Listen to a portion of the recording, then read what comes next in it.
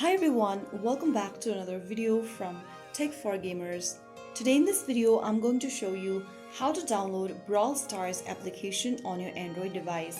Whether you are a beginner or returning player, this step-by-step guide will get you ready to start battling in no time. First of all, launch open Google Play Store on your Android device and then tap on the search icon at the bottom. Go to the search bar at the top and type in Brawl Stars. From the search results, go ahead and look for this application from Supercell and tap on install to get the installation process complete. Depending on your internet speed, this may take a few minutes.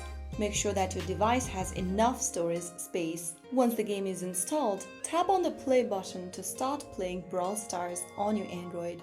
Once installed, you can then go ahead and follow through the instructions and then go ahead and sign in with your Supercell ID to sync in your progress across devices. And that's it. You have successfully downloaded Brawl Stars on your Android device. If you found the video helpful, don't forget to like, share and subscribe to the channel. I will be back again in the next video. Thank you for watching.